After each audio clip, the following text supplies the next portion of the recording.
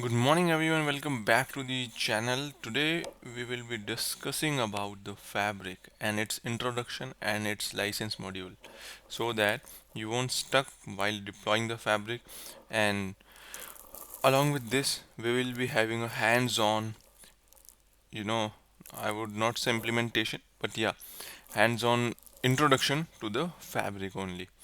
So as you know, we have covered a quick and crisp intro about the fabric in our last video.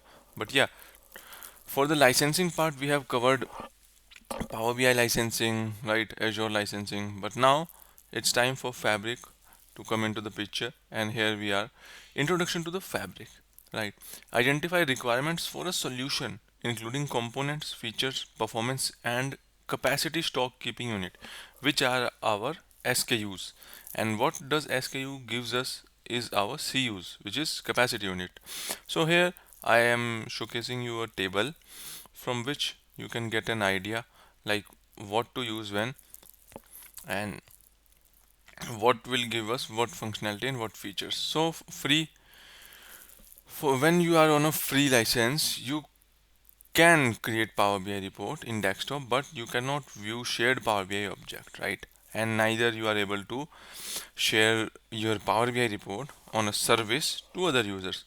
And pro license is for developers where they can create and share reports to the users, but those users should also be having the pro license itself.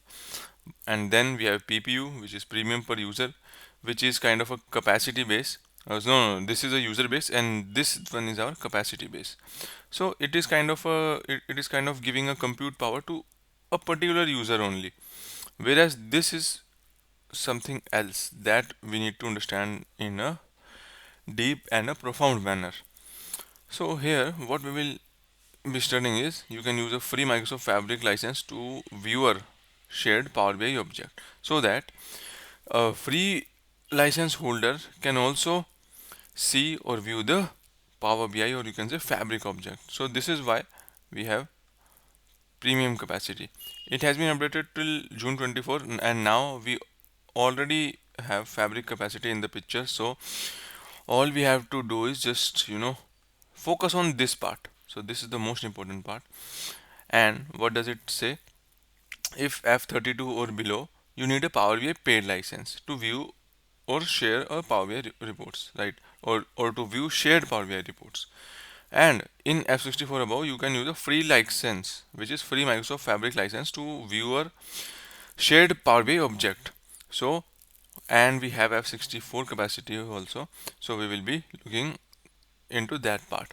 So this is so far about the fabric. I have not covered embedded because we have to keep our focus on the fabric itself. So that is the main reason I have left it behind. But yes, we have covered that part into the Power BI licensing video. So for that, I would recommend you to go to the channel, or I will put that video link in the description box below. Now let's move to the next slide.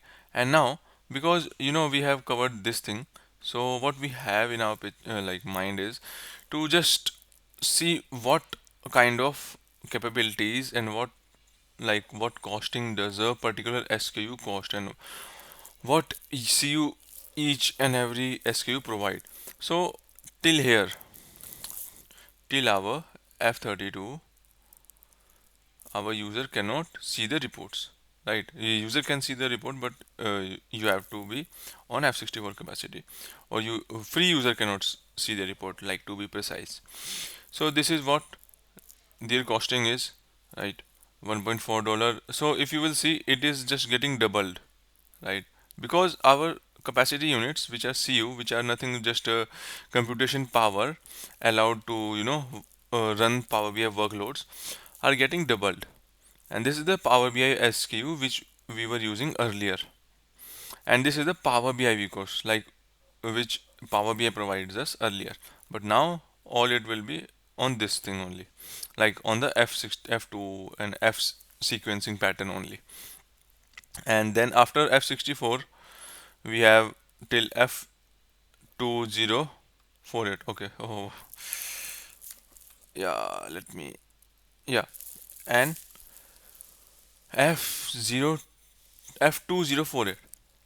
As you can see, the numbers are getting doubled because CUs are getting doubled. So this is what we have as of now in the fabric. We do not have capacity greater than this because it is giving us so much of computation power. With this we have 256 TB of one lake storage, and plus what how many cores we have is, oh yeah, 256 V cores, which is, which is kind of a supercomputer working for you. And whereas the most basic or most simple plan is with this one, F64 gives us 8 vCore CPU and some RAM associated with it, let's say 16 GB. I'm because recently Power BI, not Power BI, Fabric has upgraded something. So, but yeah, so far it is 16 GB of RAM and 8 vCore CPU. Which this is the engine working behind the Fabric F64 capacity, right, giving us power to run our Power BI or Fabric workloads. And this is the capacity module, like our CU F64, which indicates we will be having 64 CUs per second, or you can say, right, 64 capacity unit per second, which will be assigned to us. And we have a 8 V cores, which is our virtual cores, right? V cores, CPU working behind us, and we have a 16 GB of RAM. So this is our compute power. So basically, what does this means is, this amount of computation power is equivalent to this amount of CU. So that from 8 V cores and 16 GB RAM, we are able to produce 64 CU, which is 64 CU per second. So as per your usage, you can see how much CU will be utilized over any pipeline, right? Whether you have multiple workloads and so on. So accordingly, we have, you know this requirements from the others as well, not the requirement but the specifications from other SKU as well. You can, go deep down into that in the documentation part. Like, I have added a link in the description box for that as well. You can have a look in that part as well. But yeah, so far we will be starting from the very basic, but yeah, but yet powerful F64 capacity. So let's get started. And now, I will be showcasing you the F64 capacity. Or I got something to share, which is my, let's clear this one. Okay. Yes. So now we are good to go, right? And so let's talk about the costing part. So these are the cost per hour. So let's say F64 is giving you 64 CUs per second. So per hour it will cost you around this much amount of dollar. So let's say if I am on the pay as you go model, where I am using huge amount of, like, I have to, because my organization is very big and I have to run my workloads on a daily basis. Not even on daily basis, even on hourly basis. Some of the workloads, such as data pipeline, or let's say a real time event, like event streaming, or any real time analytics platform, where we are having workload which is running whole day. So in that case, this cost will boost up to a lot extent. So this cost per month, let's say this is for a hour cost, right? For per month, it will be very much. So for that, what Fabric has given, or what Microsoft has given, is a reservation. If you will reserve your capacity for a year, right? Reservation is for year, so you will get 41% discount, which is nearly about half of the amount. I would not say exact half, but it is the half of the actual amount which we were getting in the pay as you go model. So in that case, we can opt for reservation to, to minimize our cost. Along with this, one lake storage For 1 lakh storage we also have to pay. So in Fabric we have two different things. First one is CU, which is our capacity unit. The second one is storage, which is our 1 lakh. So we have to pay for these two things so far, right? Because it is usually as architectures, or you can say the model which we have in the picture earlier, like we have to give for compute and the storage different, like differently, as we have in Databricks and other platforms. So for 1 lakh storage we have 2.6 cents per GB per month, which seems to be quite low. But if your organization is big, I would recommend to to either mount external storage or take it up accordingly, right? Or 4.68 seconds if you have enabled business continuity and disaster recovery. So these two are features, so that Microsoft will save your data in multiple geolocations, so that it will be able, like it will be disaster proof, and you will not have any issues in case of like any what you can say disaster, or any issues from Microsoft side. So it will be business secure and disaster recovery. It will support these things. So you can buy Fabric, either pay monthly or with a capacity reservation, which we have talked about, like reservation for a year in advance.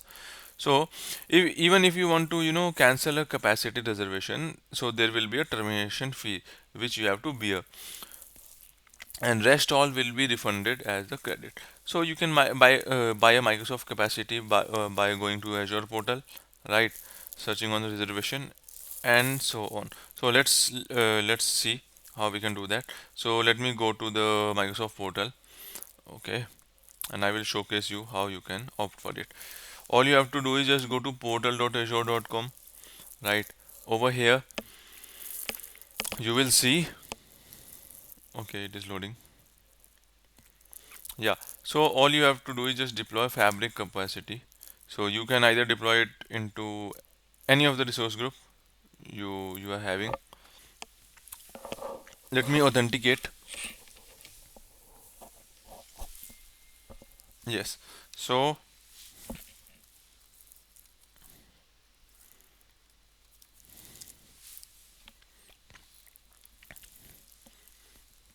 okay, skip for now. So I have taken a college ID for now. Right. So from here you will search Fabric. This is the Fabric. So this is a resource. So first you have to, your tenant should be enabled. So this is what I was showcasing you, and from there you can do that, or either you can sign up for your first account. I have already created, so it will not allow me, but yeah, I have uploaded a video on the same, so that you can do so. So for now, let's move on, and let's move to the next topic, which is our, I guess, exploring the workspace, right? Yeah. So here you can see capacity unit is a pool of compute power needed to run queries, jobs or tasks in Fabric. So as I have told you, unit is a computation power, or you can say a pool of compute power, right? If you need additional capacity, you can add it on a pay as you go basis. Like you can have multiple capacities working on like working for you or working on your tenant. So it is kind of a architecture, like depends on your usage and your use cases. Like let's say I have this in a single tenant. So this is my tenant and these two are my capacities, and under that we have workspaces and items. So this is how we can play around in Fabric. Now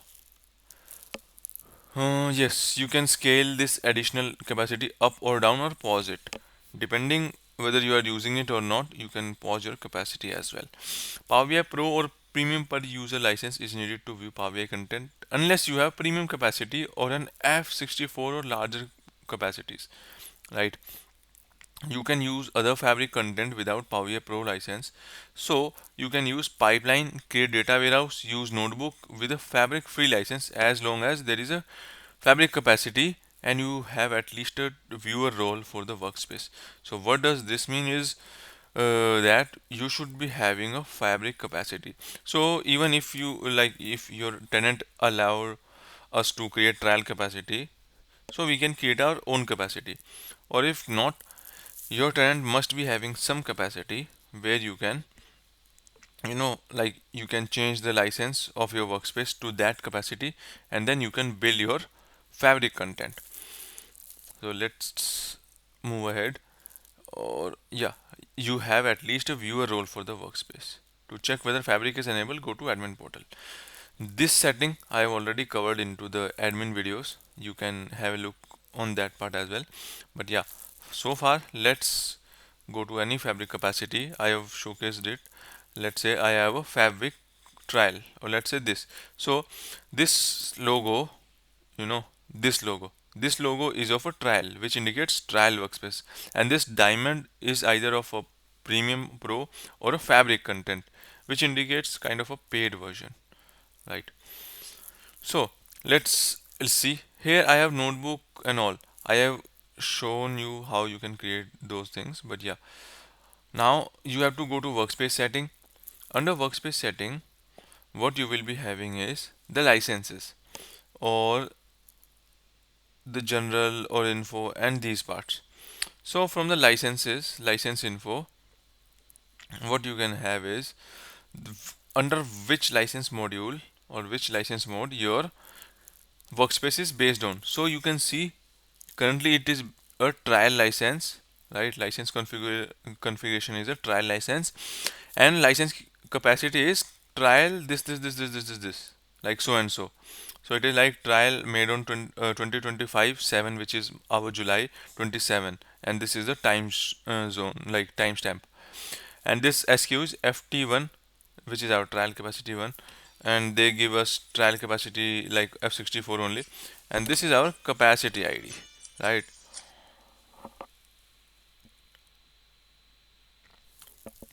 And it is based on small semantic model storage. So this is so far the details about the trial capacity, and now we will move ahead to the workspace, like implement and manage your data analytics environment, right? How you can implement workspace level access control, and what are the viewers, what are the contributors. For that part, I would recommend you to stay tuned. We will be, moving through it in a very slowly and a very gradually manner. So that's all for the today's video, guys. Thank you, and we'll see you in next video. Till then, see you, bye bye, and take care.